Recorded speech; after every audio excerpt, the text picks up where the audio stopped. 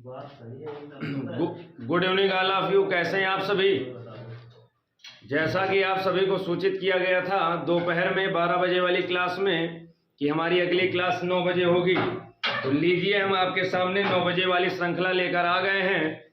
बड़े ही महत्वपूर्ण प्रश्नों की श्रृंखला है।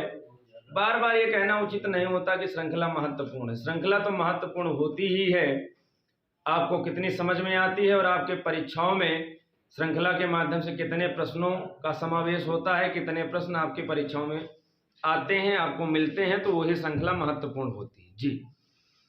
तो थोड़ा सा भी आपको विचार करने की आवश्यकता नहीं है। आपको जो हमारे द्वारा स्टडी मटेरियल टॉपिक वाइज या मिश्रित श्रृंखला जो भी प्रदान की जाती है, तो बहुत ज़रूरी है।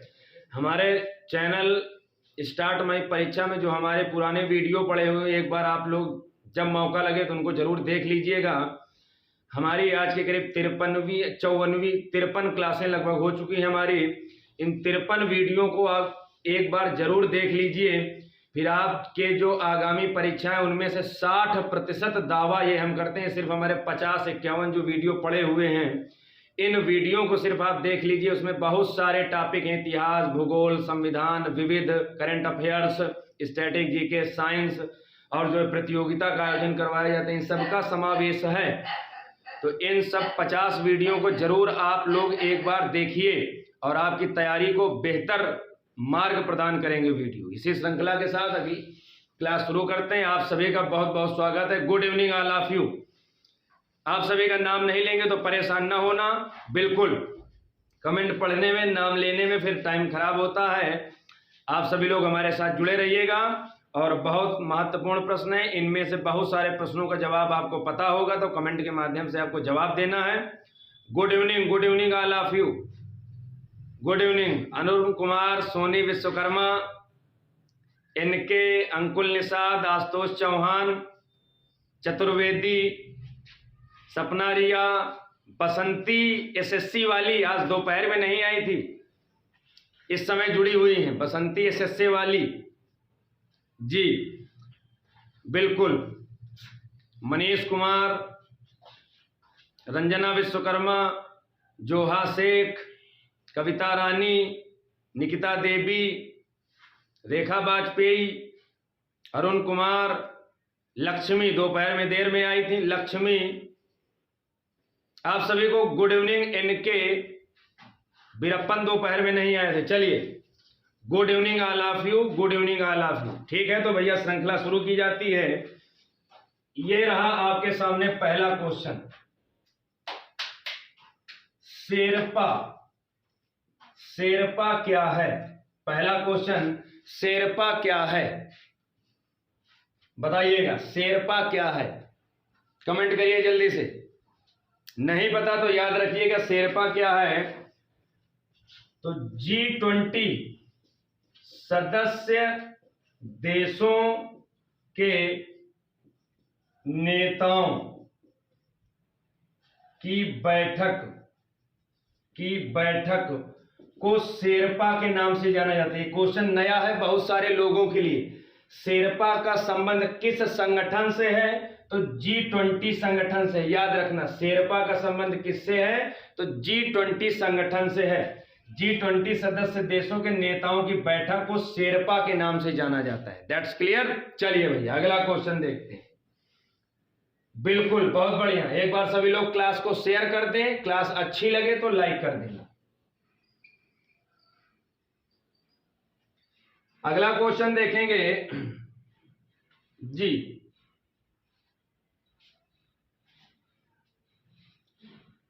पहली बार G20 लीडर्स समिट का आयोजन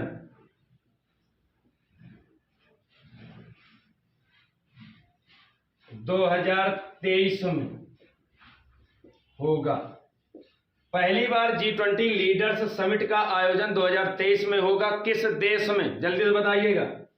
G20 लीडर्स समिट का आयोजन 2023 में पहली बार कहां होगा? लीडर्स समिट, जल्दी से बताइए। G20 देशों के लीडर्स यानी कि प्रमुखों का सम्मेलन 2023 में होगा और कहां होगा? जल्दी से जवाब दीजिएगा।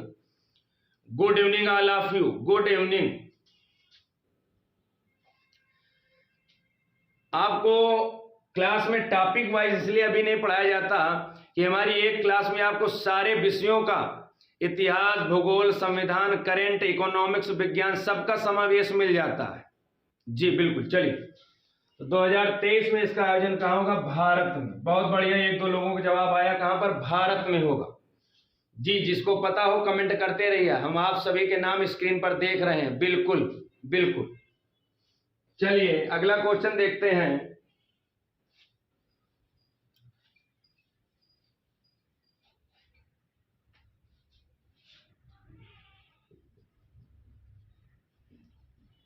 प्रारूप समिति का गठन कब हुआ? प्रारूप समिति का गठन कब हुआ? जल्दी से बताइएगा। प्रारूप समिति का गठन कब हुआ? ये तो आसान क्वेश्चन है, आप लोगों को पता भी है। जवाब दीजिए जल्दी से मेरे भाई। प्रारूप समिति का गठन कब हुआ? ये बहुत बार क्वेश्चन पूछा गया है, क्योंकि संविधान को बनाने में जो सबसे महत्वपूर्ण समिति थी, सबसे प्रमुख समिति थी, उसको प्रारूप समिति ही कहते हैं। तो इसका गठन हुआ था 29 अगस्त 1947।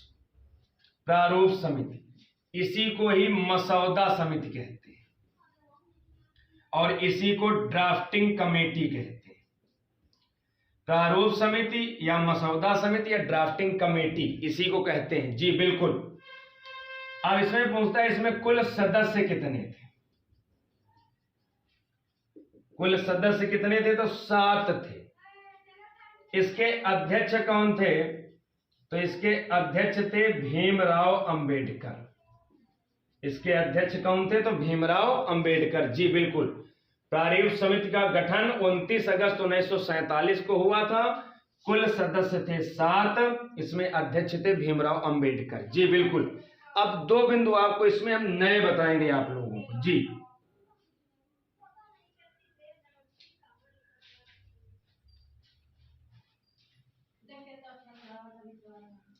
जी, इसमें आपको ये याद रखना है कि बी.एल. मित्र ये प्रारूप समिति के सदस्य थे। इन्होंने स्वास्थ्य कारणों से, यानी कि इनकी तबीयत खराब थी, स्वास्थ्य कारणों से त्याग पत्र दे दिया था। नया क्वेश्चन है, काफी लोगों को पता होगा, जिसको नहीं पता होगा तो याद रखना। इसके आगे एक पॉइंट और बताएं कि वो 2013 की पुलिस में पूछा गया था, उसके बाद 2-3 परीक्षाओं में और पूछा गया है। क्योंकि प्रारूप समिति सारे समितियों में सबसे महत्वपूर्ण समिति है। तो बी.एल. मित्र आपसे पूछेगा, प्रारूप समिति के किस सदस्य ने स्वास्थ्य कारणों से त्याग पत्र दे दिया था? तो बी.एल. मित्र ने। बात आई समझ में? चलिए अगला पॉइंट इसमें यह है कि जब इन्होंने त्याग पत्र दे दिया तो किसने पद संभाला? तो इनके स्थान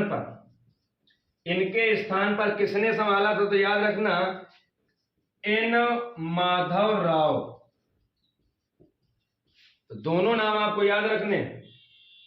बी.एल. मित्र स्वास्थ्य कारणों से इन्होंने त्याग पत्र दिया था, इनके स्थान पर एन माधव राव को प्रारूप समिति का सदस्य बनाया गया। ठीक, उसके बाद अगला बिंदु इसी में देखेंगे।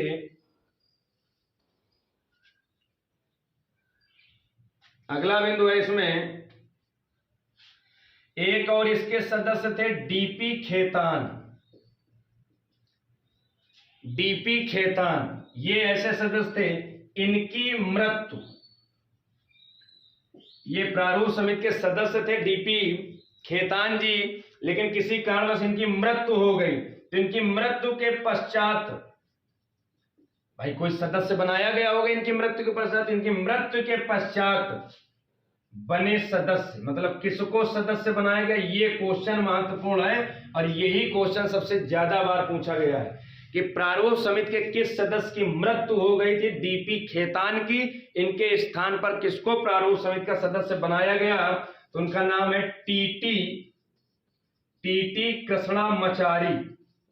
टीटी कृष्णमाचारी। थोड़ा डिटेल वाला क्वेश्चन था लेकिन बहुत बार पूछा गया है, इसलिए ध्यान से समझना। ठीक, डीपी खेतान की मृत्यु के पश्चात टीटी कृष्णमाचारी को प्रारूप समिति का सदस्य बनाया गया। आया समझ में? बिल्कुल, बहुत बढ़िया। Good evening all of you, सभी को good evening. Good evening all of you, सभी का नाम हम अपनी स्क्रीन पर देख रहे हैं। आपका बहुत बहुत स्वागत है। चलिए ध्यान से पढ़िए, जिसको पता हो जवाब दीजिए। एक बार सभी लोग क्लास को शेयर कर दीजिए और अच्छी लग रही हो तो लाइक कर दीजिए।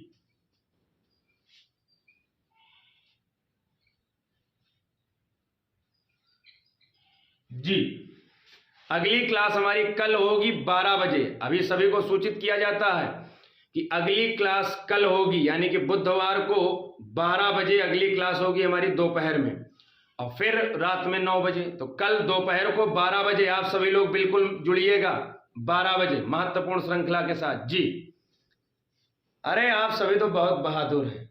बिल्कुल बिल्कुल। चलिए तो अगला क्वेश्चन देखते हैं। जी बिल्कुल, बहुत बढ़िया।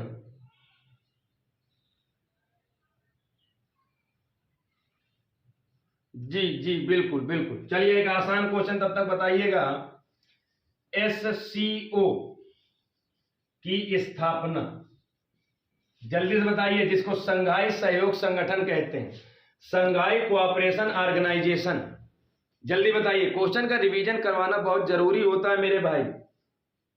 आप लोग ये ना सोचना सर अक्सर आप रिपीट करवाया करते हैं क्वेश्चन, कारण यही है कि आप लोगों को याद बना रहे हैं।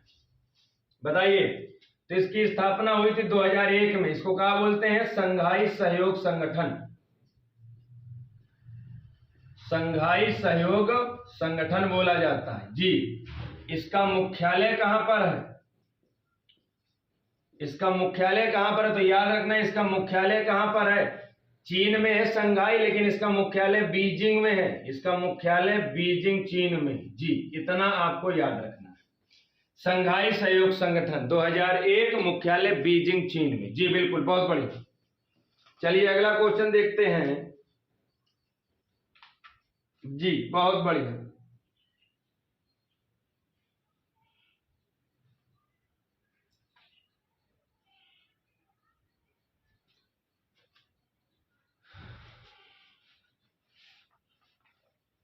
जी जी बहुत बढ़िया, बहुत बढ़िया। चलिए अगला क्वेश्चन है। 2-3 उच्च न्यायालयों पर चर्चा करेंगे, अक्सर पूछे जाते हैं, तो आपको ध्यान देना है, बताना है। कोलकाता, कोलकाता उच्च न्यायालय, कोलकाता उच्च न्यायालय की स्थापना कब हुई? जल्दी से बताइए, बड़ा आसान क्वेश्चन है, बहुत बार पूछा गया है।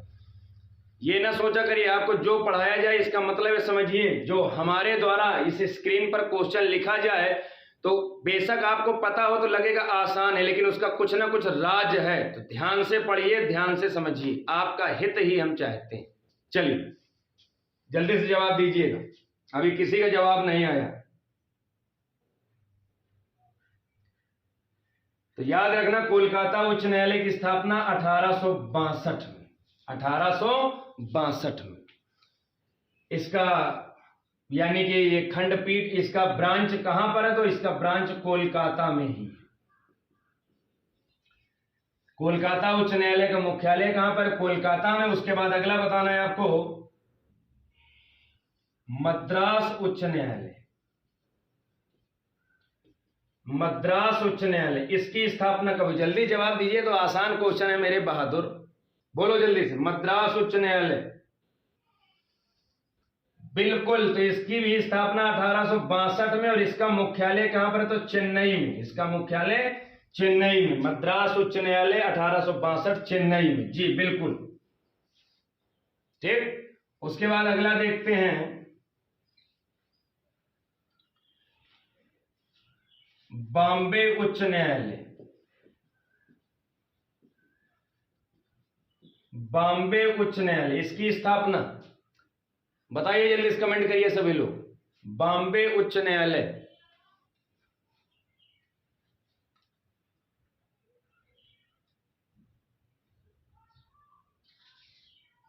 बताओ जल्दी से।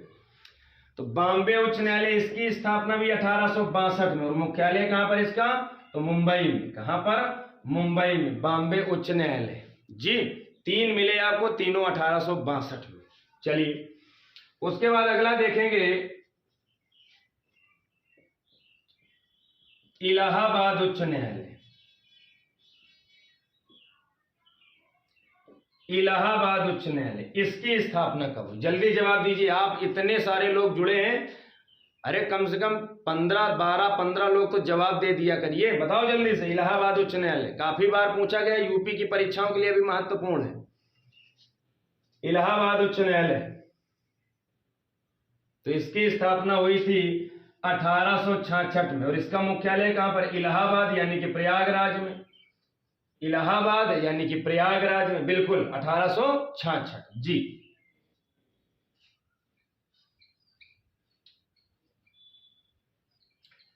और ये जो इलाहाबाद उच्च न्यायालय लिखे, ये पूरे एशिया महाद्वीप में सबसे अधिक जज किस उच्च न्यायालय में है? तो अपने इलाहाबाद उच्च न्यायालय में। पूरे एशिया महाद्वीप में सबसे अधिक जज इलाहाबाद उच्च न्यायालय में है, ये समझिएगा जी। बहुत बार हमने आप लोगों को बताया भी है जी, बिल्कुल। अगला देखेंगे, गुवाहाटी उच्च न्यायालय। गुवाहाटी उच्च न्यायालय, जल्दी से बताइएगा। गुवाहाटी उच्च न्यायालय, इसकी स्थापना कब हुई?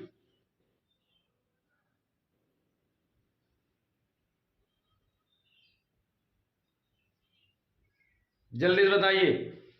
तो 1948 में, और इसका मुख्यालय कहां पर? तो गुवाहाटी में। और गुवाहाटी कहां पड़ता है? तो असम में। कहां पड़ता है? असम में। इसकी एक खासियत है, ये याद रखना, पूछेगा आपसे भारत का ऐसा कौन सा उच्च न्यायालय है जिसका विस्तार सबसे अधिक राज्यों में है? भाई चलिए 1 मिनट चर्चा कर लेते हैं। भारत में वर्तमान समय में राज्य और केंद्र शासित प्रदेश सबको मिला के इनकी संख्या कितनी? कमेंट करिए जरा सा, कितने हैं सभी, कमेंट करिए। भारत में कुल राज्य और केंद्र शासित प्रदेशों की संख्या कितनी है? जी बिल्कुल, 28 राज्य और 8 केंद्र शासित प्रदेश, यानी कि 36 कुल संख्या है जी। और आपसे अगर पूछा जाए कि भारत में उच्च न्यायालयों की संख्या कितनी है, तो आप बताएंगे 25। तो 25 और 36 से कितना कम है? 11। तो जो 11 बचे, तो ये कहां पर नहीं भाई, हर राज्य में उच्च न्यायालय होता है। तो यही कारण है मेरे भाई कि किसी किसी उच्च न्यायालय का 2 या 2 से अधिक राज्यों में अधिकार क्षेत्र दिया गया है। तो उन्हीं में से एक है हमारा गुवाहाटी उच्च न्यायालय।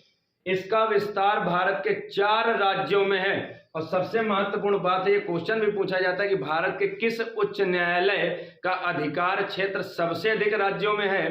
तो गुवाहाटी उच्च न्यायालय का विस्तार सबसे अधिक राज्यों में है। कितने राज्यों में है? तो 4 राज्यों में। कितने राज्यों में है? 4 राज्यों में। कौन कौन से राज्यों में देखेंगे जरा? असम, नागालैंड और मिजोरम, और एक हो गया आपका अरुणाचल प्रदेश। 4 राज्यों में इस गुवाहाटी उच्च न्यायालय का अधिकार क्षेत्र है। तो बड़ा महत्वपूर्ण है, याद रखना। स्थापना कब हुई? 1948 में। इसका मेन मुख्यालय कहां पर? गुवाहाटी असम में। यहां पर इसकी खंडपीठ है, और इसका अधिकार क्षेत्र 4 राज्यों में, असम, नागालैंड, मिजोरम, अरुणाचल प्रदेश। सभी को बात समझ में आई? किसी को कोई समस्या? क्लास कैसी लग रही है? अपने सुझाव दीजिए। अच्छी लग रही हो तो लाइक कर दीजिए जी, बिल्कुल। एक बार शेयर भी कर दीजिए।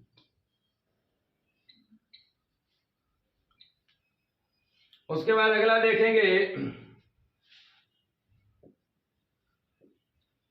जम्मू कश्मीर और लद्दाख उच्च न्यायालय। जम्मू कश्मीर और लद्दाख उच्च न्यायालय, भाई दोनों नए केंद्र शासित प्रदेश बनाए गए, इसलिए महत्वपूर्ण है। कब हुई? जम्मू कश्मीर और लद्दाख उच्च न्यायालय, इसकी स्थापना कब हुई? जल्दी बताइएगा। तो इसकी स्थापना हुई, बताओ जल्दी से, 1957 में। और इसका मुख्यालय कहां पर है? तो श्रीनगर में। और जम्मू की ज्यादातर जो संस्थाएं हैं या यहाँ का विधानसभा या राजधानी दो हैं, गर्मियों की अलग सर्दियों के अलग। तो श्रीनगर में और जम्मू में इसका मुख्यालय कहां पर है? श्रीनगर और जम्मू में। जी बिल्कुल, जी बिल्कुल। चलिए उसके बाद अगला देखते हैं, दिल्ली उच्च न्यायालय। दिल्ली उच्च न्यायालय ये भी महत्वपूर्ण राष्ट्रीय राजधानी है हमारी दिल्ली। दिल्ली उच्च न्यायालय, बताइए जल्दी से कमेंट करिए, देखते हैं कितने लोगों को जवाब आता है। रोहित कुमार, आशुतोष चौहान, प्रिया राज, सपना रिया, बसंती एसएससी वाली, रेखा वाजपेयी, अरुण कुमार, वंदना, रंजना, एनके वीरप्पन, प्रतिभा चतुर्वेदी, निकिता देवी, रेखा वाजपेयी, सोनी, अंकुल, नीरज, एसएससी मैथ। चलिए, दिल्ली उच्च न्यायालय की स्थापना 1966 में हुई और इसका हेडक्वार्टर यानी कि इसका मुख्यालय कहां पर? तो दिल्ली में ही है। जी 1966 दिल्ली में। चलिए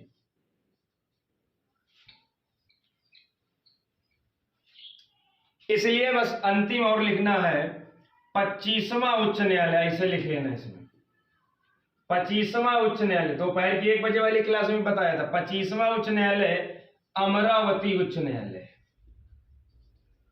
अमरावती उच्च न्यायालय कब बना था? 2019 में। कहां है? आंध्र प्रदेश में। आंध्र प्रदेश में अमरावती उच्च न्यायालय भारत का 25वां उच्च न्यायालय। कब बना था? 2019 में। जी बिल्कुल। तो ये कुछ उच्च न्यायालय रहे जो अक्सर पूछे जाते हैं, तो याद रखिएगा बिल्कुल। चलिए अगला क्वेश्चन देखते हैं। किसी को कोई समस्या तो नहीं? बताओ भैया, किसी को कोई समस्या हो तो।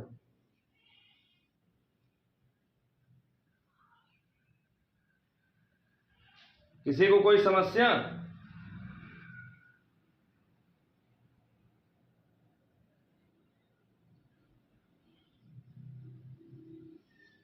चलिए अगला क्वेश्चन देखते हैं।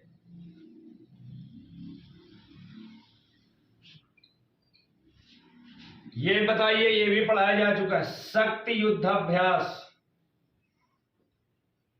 शक्ति युद्धाभ्यास किसके बीच होता है? जल्दी से बताइए, आसान क्वेश्चन है। शक्ति युद्धाभ्यास किन देशों के बीच? तो ये भारत और जापान देश के बीच। शक्ति युद्धाभ्यास किसके बीच होता है? तो भारत और जापान के बीच होता है। जी बिल्कुल, बहुत बढ़िया। चलिए अगला क्वेश्चन बताइएगा।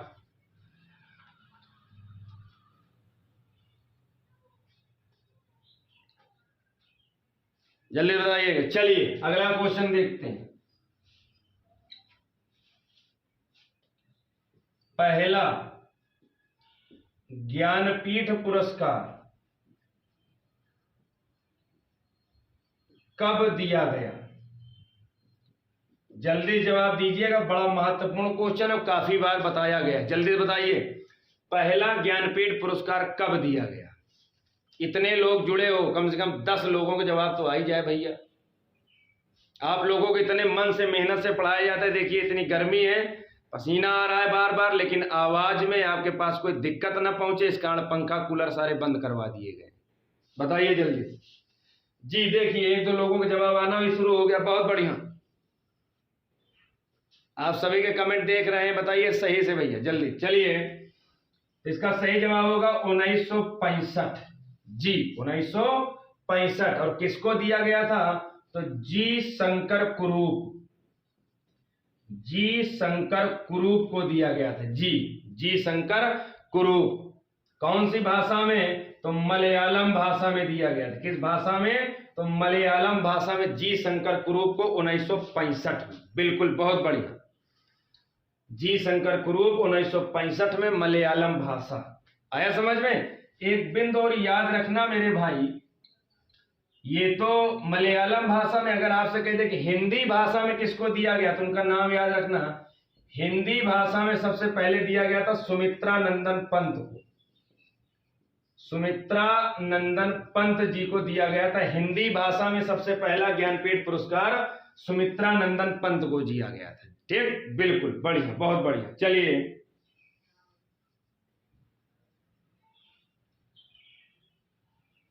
अगला देखते हैं। अगला क्वेश्चन,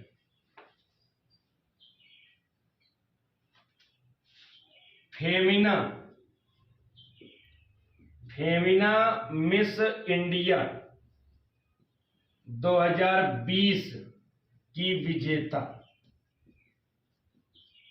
मिस इंडिया 2020 है, लेकिन 21 में खिताब दिया गया था, उसके बाद अभी कोई प्रतियोगिता नहीं हुई मिस इंडिया की। तो तब तक आपको यही याद रखना पड़ेगा, जब आगामी प्रतियोगिता हो जाएगी तब ये नाम बदलेगा। तब तक के लिए आपको यही पढ़ना पड़ेगा। जल्दी से बताइए, फेमिना मिस इंडिया 2020 के विजेता कौन है? आप लोगों को पढ़ाया जा चुका है, जल्दी से बताइए। जो लोग नए हैं श्रृंखला को ध्यान से देखें, जो चीजें समझ में न आए लिखते चलें, स्क्रीनशॉट ले लें या वीडियो 2 बार देखें, लेकिन तैयार करो मेरे भाई, पढ़ना पड़ेगा। सच्ची लगन, मेहनत और कामयाबी से जिस दिन आप लग के मन से पढ़ोगे, 5 से 6 महीने में आपकी एक सीट पक्की हो जाएगी। जो आप देखते हो अरे वो एसएससी में हो गए, वो पुलिस में हो गए, वो रेलवे में हो गए, उन्होंने मेहनत किया है। नकारात्मक चीजों से बचना है। भ्रष्टाचार कल भी था, भ्रष्टाचार आज भी है, भ्रष्टाचार आगे भी रहेगा।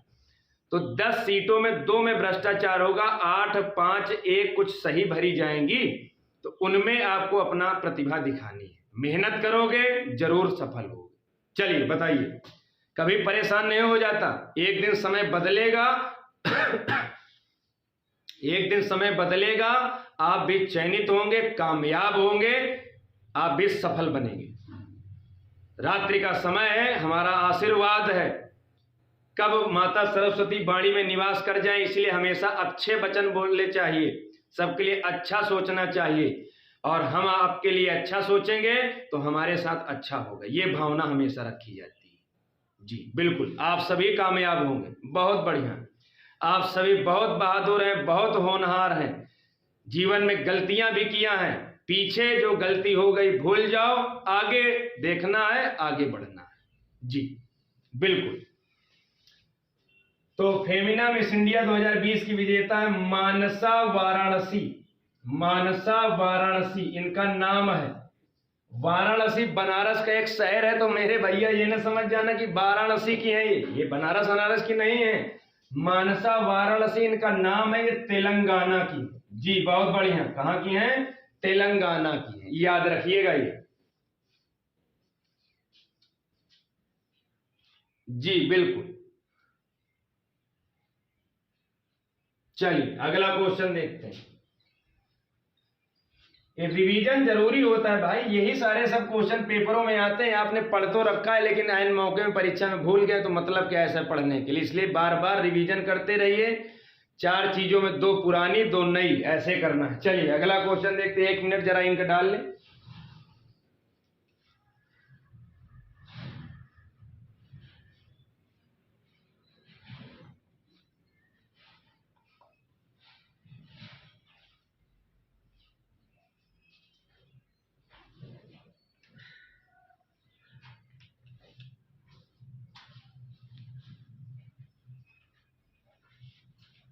जी बिल्कुल।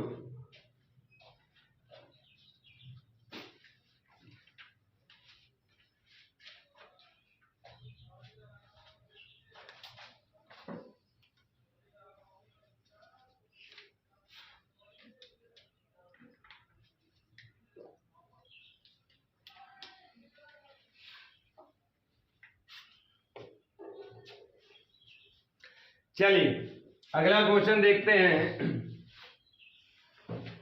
बड़ा आसान क्वेश्चन, देखो कितने लोग जवाब दे पाते हो। 2, 3, 4 लोग गलती कर दोगे। इसी गलती से बचाने के लिए क्वेश्चनों का पुनरावृत्ति करवाया जाता है।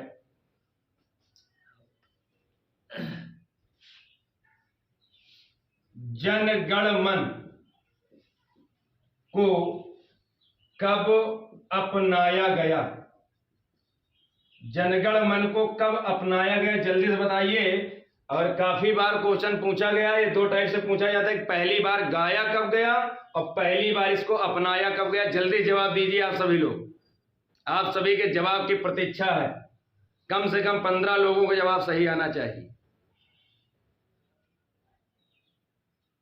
ये जवाब का सिलसिला शुरू हो गया आना।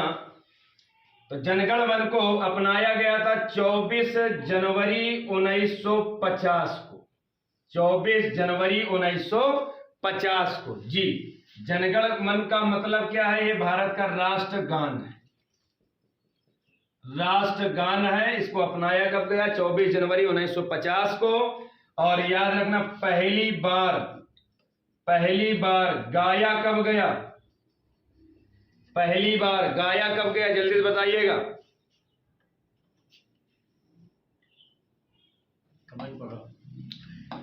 जल्दी से बताइए, जवाब दीजिए आप सभी लोग। तो याद रखना, पहली बार गाया गया था 1911 में, कोलकाता अधिवेशन।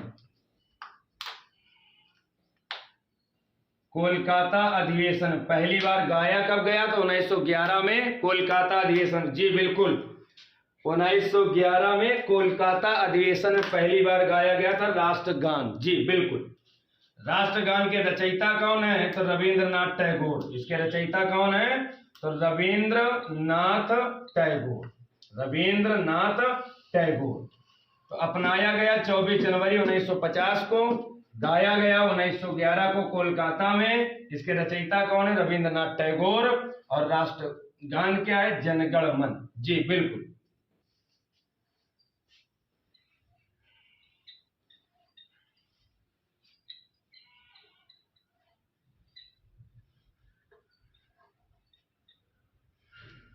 अगला क्वेश्चन, क्षुद्र ग्रह सौरमंडल में किन ग्रहों के बीच पाए जाते हैं? जल्दी से बताइएगा। क्षुद्र ग्रह सौरमंडल में किन ग्रहों के बीच पाए? बड़े क्षुद्री होते हैं, कहिए ना बड़ा क्षुद्री है, तो बहुत परेशान करते हैं अपने पड़ोसी ग्रहों को, तभी क्षुद्री बोला जाता है। तो कहां पाए जाते हैं? बड़ा आसान क्वेश्चन, बताइए जल्दी से। जवाब आना शुरू हो गया। जी बिल्कुल। तो ये है आपका मंगल और ये है आपका बृहस्पति, इनके बीच में ये पाए जाते हैं, इन्हीं को बोला जाता है क्षुद्र ग्रह। तो मंगल और बृहस्पति के बीच में पाए जाते हैं क्षुद्र ग्रह। मंगल को कहते हैं लाल ग्रह, मंगल को कहते हैं लाल ग्रह। किसके कारण? तो आयरन ऑक्साइड के कारण। किसके कारण? आयरन ऑक्साइड के कारण। जी, मंगल के कितने उपग्रह हैं? तो 2 उपग्रह हैं, 2 उपग्रह। मंगलवार का दिन होता है बजरंगबली का, और बजरंगबली के सिंदूर लगा होता है लाल, तो मंगल को कहते हैं ग्रह लाल। जी, बृहस्पति को सबसे बड़ा ग्रह कहते हैं, सबसे बड़ा ग्रह कहते हैं। और बृहस्पति के उपग्रह हैं 79। बृहस्पति के उपग्रह कितने हैं? 79। जी, बृहस्पति का उपग्रह है गैनीमीड। बृहस्पति का उपग्रह क्या है? गैनीमीड। और ये गैनीमीड उपग्रह पूरे सौरमंडल का सबसे बड़ा उपग्रह है, सबसे बड़ा ग्रह है बृहस्पति, और इसका सबसे बड़ा उपग्रह है गैनीमीड, और ये उपग्रह पूरे सौरमंडल का भी सबसे बड़ा है। जी बिल्कुल। और मंगल के 2 उपग्रह हैं, 2। कितने? 2। कौन कौन से? एक है फीबोस और एक है डीबोस। एक है डीबोस, कहीं कहीं डीमोस लिखा रहता है, डीमोस एक है चीज। तो 2 उपग्रह है। जी, फीमोस, डीमोस। सौरमंडल का सबसे छोटा उपग्रह है डीमोस, ये सबसे छोटा है। सौरमंडल का सबसे छोटा उपग्रह डीमोस, सौरमंडल का सबसे बड़ा उपग्रह गैनीमीड। जी बिल्कुल। चलिए,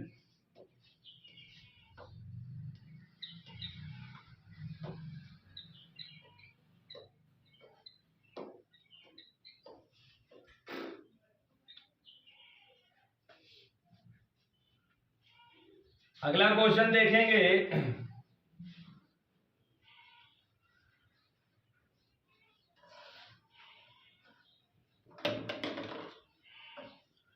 पोस्ट ऑफिस पुस्तक के लेखक, पोस्ट ऑफिस पुस्तक के लेखक कौन है? जल्दी से बताइएगा।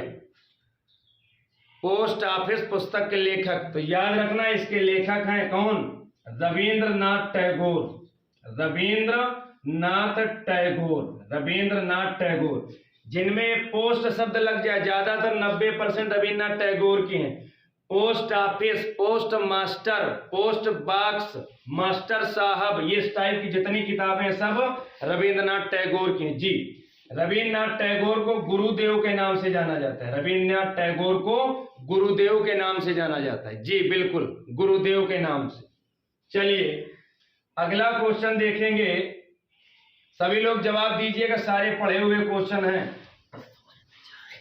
भारत का पहला हाथी अस्पताल कहां है? बताइए जल्दी से।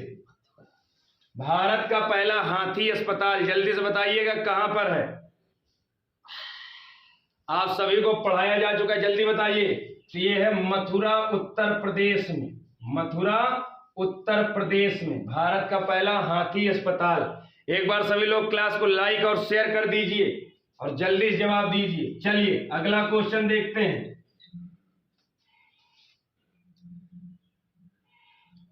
राजराजेश्वर मंदिर, राजराजेश्वर मंदिर कहां है? ये भी बताया जा चुका है, लेकिन बताइए, बहुत बार पूछा गया है। बीएड की एंट्रेंस एग्जाम में जब सॉल्व पेपर आप लेके आना, देखना कितनी बार पूछा गया है। राजराजेश्वर मंदिर, तो ये है आपके तंजौर में। तंजौर कहां पड़ता है? तमिलनाडु में। कहां पड़ता है? तमिलनाडु में। इसका एक दूसरा नाम भी है, बृहदेश्वर मंदिर। बृहदेश्वर मंदिर कहां पर पड़ेगा? तो तंजौर, तमिलनाडु में। किसने बनवाया था? तो इसको बनवाया था राजराजा प्रथम ने। राजराजा प्रथम ने, तभी इसका नाम है राजराजेश्वर मंदिर। जी बिल्कुल, बहुत बढ़िया। राजराजा प्रथम ने, तभी इसको कहते हैं राजराजेश्वर मंदिर। जी बिल्कुल। चलिए अगला क्वेश्चन देखते हैं।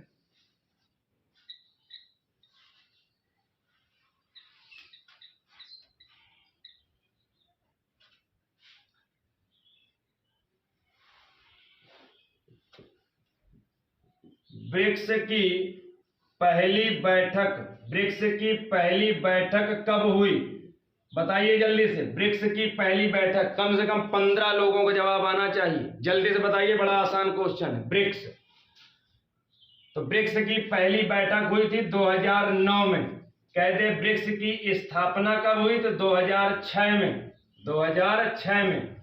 ब्रिक्स कितने देशों का समूह है? 5 देशों का समूह है। 5 देशों का समूह है। ब्रिक्स का एक अन्य नाम होता है, इसका एक दूसरा नाम है, इसको R5 कहते हैं। एक दिन बताया था, पिछले वीडियो में पढ़ा है, देख लेना क्यों कहते हैं। ब्रिक्स में 5 देश हैं, फिर से बता देते हैं। ब्राजील, रूस, भारत, चीन, दक्षिण अफ्रीका। इन 5 देशों की मुद्रा R से शुरू होती है, इस कारण R5 कहते हैं ब्रिक्स को। ब्रिक्स के बैंक को एनडीबी कहते हैं। ब्रिक्स के बैंक को एनडीबी कहते हैं और इसकी स्थापना 2014 में हुई थी। जी बिल्कुल, इतनी कहानी आपको ब्रिक्स की याद रखना है। चलिए अगला क्वेश्चन देखते हैं।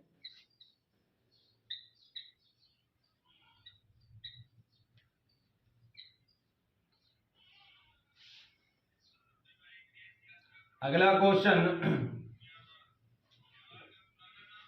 2.5 दिन का झोपड़ा, 2.5 दिन का झोपड़ा कहाँ स्थित है? जल्दी बताइएगा, 2.5 दिन का झोपड़ा कहाँ स्थित है? बहुत बार पूछा गया है, तो याद रखना। आ से 2.5, आ से अजमेर राजस्थान। अजमेर राजस्थान। इसका निर्माण किसने करवाया था? तो याद रखना, कुतुबुद्दीन ऐबक ने। कुतुबुद्दीन ऐबक ने। इसका निर्माण किसने करवाया था? कुतुबुद्दीन ऐबक ने। जी, 2.5 दिन का झोपड़ा ये है क्या? तो याद रखना, ये मस्जिद है। क्या है? मस्जिद है। इतने बिंदु याद रखना। 2.5 दिन क्यों कहते हैं? 2.5 दिन में ये बन के तैयार हुआ था, इसी कारण इसको 2.5 दिन का झोपड़ा कहते हैं। कहाँ है? अजमेर राजस्थान में। किसने बनवाया था? कुतुबुद्दीन ऐबक ने। ये क्या है? तो मस्जिद है, कुतुबुद्दीन ऐबक थे, कुतुबुद्दीन ऐबक जी, बिल्कुल। चलिए अगला क्वेश्चन।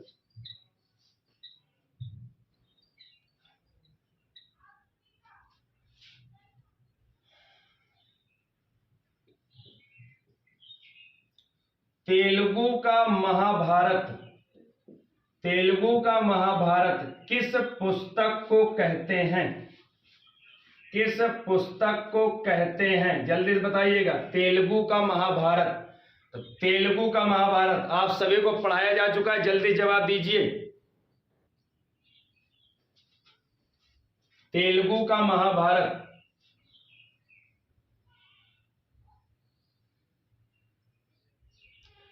तो तेलुगु का महाभारत कहते हैं अमुक्त माल्यद को। अमुक्त माल्यद ये पुस्तक है, अमुक्त माल्यद पुस्तक किसने लिखा था? कृष्णदेव राय ने। कृष्णदेव राय ने लिखा था। ये पुस्तक है अमुक्त माल्यद। किस भाषा में लिखी गई? तो तेलुगु भाषा में, तभी इसको तेलुगु का महाभारत, महाभारत से तुलना की गई है कि तेलुगु का महाभारत किसको कहते हैं? अमुक्त माल्यद को। किसने लिखा था? कृष्णदेव राय ने। कृष्णदेव राय के शासनकाल को याद रखना, इसके शासनकाल को तेलुगु का स्वर्णकाल कहते हैं।